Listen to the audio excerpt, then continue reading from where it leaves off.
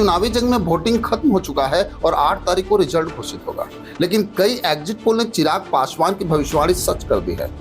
दिल्ली चुनाव में चिराग पासवान ने बोला था कि एनडीए गठबंधन को 35 से 40 सीटें मिलेंगी, जिसको कई एग्जिट पोल ने सत्यापित भी किया।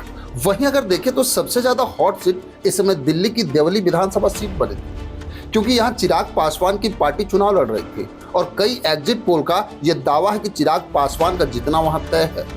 वैसे अगर देखा जाए तो अब तक यहाँ पे केवल 4 बार ही चुनाव हुए, क्योंकि देवली विधानसभा सीट 2008 में अस्तित्व में आई, जिसमें 1 बार कांग्रेस और 3 बार आप का विधायक जीता।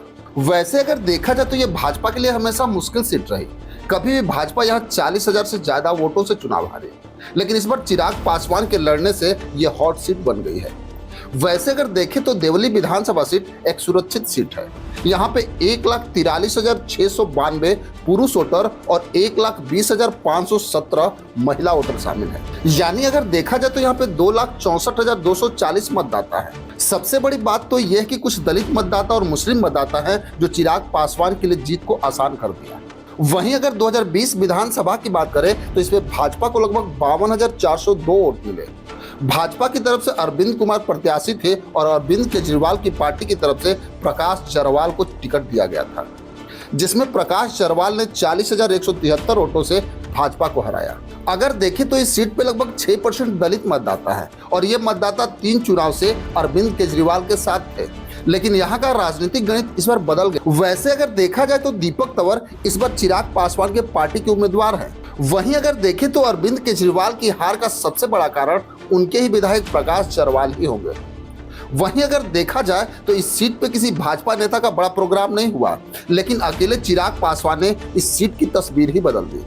वैसे तो राजनीतिक पंडितों का मानना भी है कि भाजपा के चाणक्य अमित शाह ने सबसे मुश्किल सीट ही चिराग पासवान को दी थी, लेकिन चिराग पासवान ने इस सीट को आसान बना दिया। कभी भाजपा के चाणक्य अमित शाह और प्रधानमंत्री मोदी सोचे भी ना होंगे कि यह सीट चिराग पासवान जीत जाएंगे।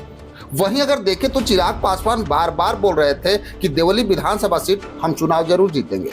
वहीं देवली विधानसभा सीट पर इस बार लड़ाई त्रिकोणीय है, क्योंकि अरविंद केजरीवाल ने प्रकाश जरवाल का टिकट काट दिया और इस बार प्रेम कुमार चौहान को टिकट दिया है।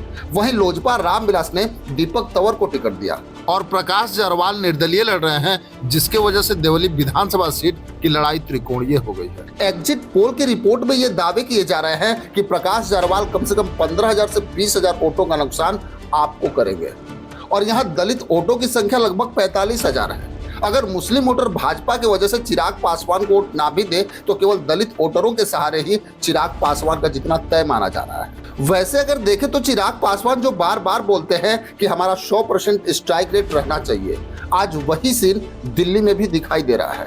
वैसे तो चिराग पासवान का दावा या सर्वे रिपोर्ट कितना सही होगा ये 8 तारीख को ही पता चल जाएगा। अगर सारे आंकड़ों को देखें तो कांग्रेस ने अपना उम्मीदवार जरूर उतारा, लेकिन कांग्रेस देवली विधानसभा सीट की लड़ाई में कहीं आगे पीछे भी नहीं है। वहीं अगर देखा जाए तो चिराग पासवान की रैली में जिस तरह मुस्लिमों ने अपना दम दिखाया, अगर मुस्लिम वोटर चिराग पासवान को वोट दे दे तो लगभग 40,000 वोटों से चिराग पासवान चुनाव जीत जाएंगे और भाजपा का बदला वो पूरा कर लेंगे। खैर 8 तारीख को पता चलेगा कि चिराग पासवान कितने वोटों से जीतते हैं। खैर इसमें आपकी क्या राय है हमें कमेंट बॉक्स में जरूर लिखेंगे। बस आज के लिए इतना ही, फिर मिलेंगे। जय हिंद।